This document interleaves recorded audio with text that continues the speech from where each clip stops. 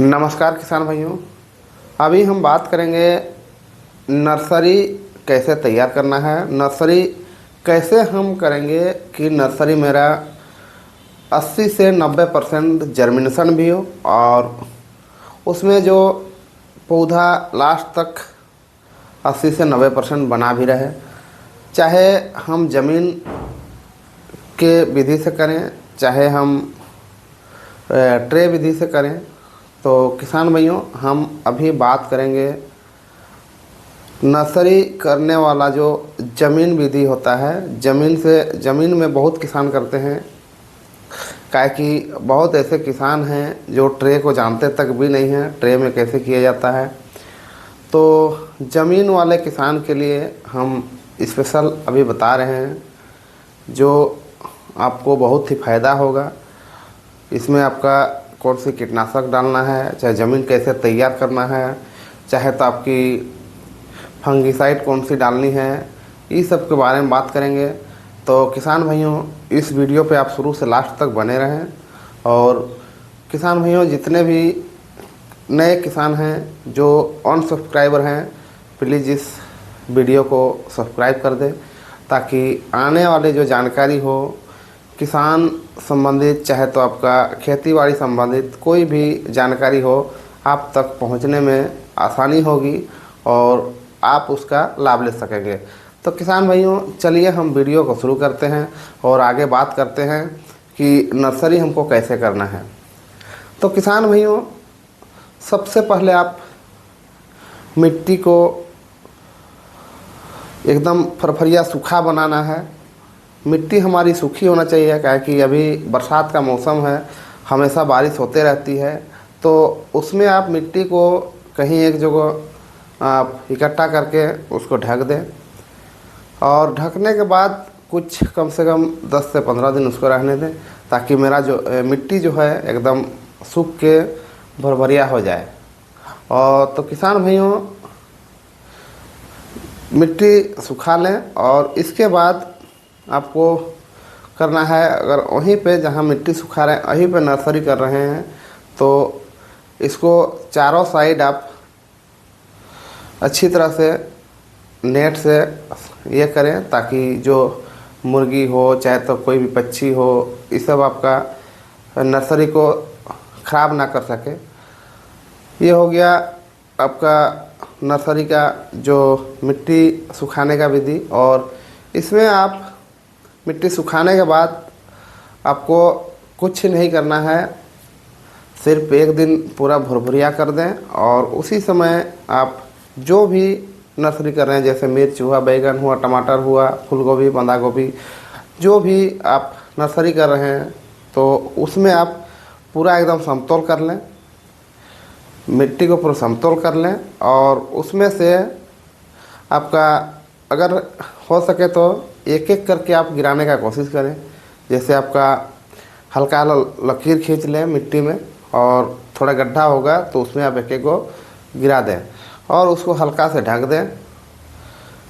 इसके बाद आपको अगर मोटा दाना हो, जैसे आपका टमाटर हुआ, मिर्च हुआ, बैगन हुआ, इसमें हो सके तो आप पुआल ढक दें काट के छोटा छोटा, ताकि इसका जो आप पानी देंगे, चाहे तो बारिश होगी, इसमें आपका पौधा गिरेगा नहीं।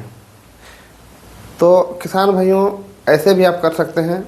और आपका जो नर्सरी करने का विधि है, जैसे आप बहुत सारे किसान करते हैं कि चलिए भाई कितना मेहनत करेंगे, झीट देते हैं, तो उसमें भी अच्छा है, झीट दीजिए आप पतला पतला और ऊपर से मिट्टी ढक दीजिए।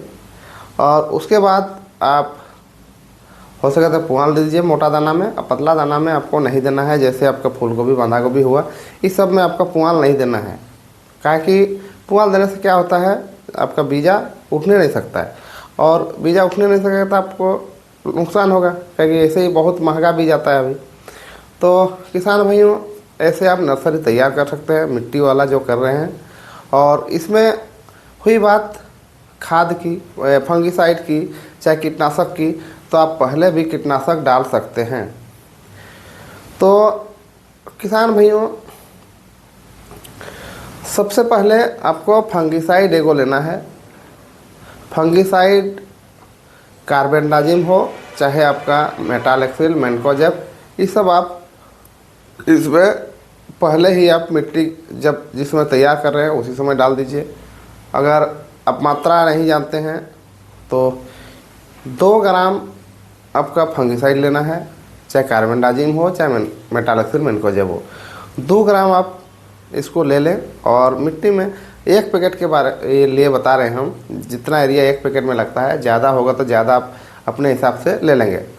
तो 2 ग्राम आप 1 पैकेट जहाँ बिछड़ा करेंगे, जहाँ नर्सरी करेंगे, वहाँ पे 2 ग्राम कोई भी फंगिसाइड आप लेके मिट्टी में अच्छा से मिला देंगे। और दूसरी आपका एक पिपरोनिल का दानेदार आता है, उसको भी आप ले सकते हैं। पिपरोनिल का दानेदार जो है 1 पैकेट के लिए आप 50 से 100 ग्राम आप उसमें डाल सकते हैं। उसमें क्या होगा, आपका दीमक जितना रहेगा, आप देखते हैं दीमक जब नर्सरी हम गिरा रहे हैं तो उस समय आपका दीमक उठने का चांस रहता है। तो उसमें क्या होगा, दीमक भी नहीं आएगा, ना कोई उसमें जैसे बाद में होता है ना, कोई भी पौधा सिकुड़न का बीमारी से ये होता है, तो वो सब भी नहीं होगा। तो किसान भाइयों, आप पिपरोनिल दानेदार ले लें 50 से 100 ग्राम 1 पैकेट जहाँ गिरा रहे हैं।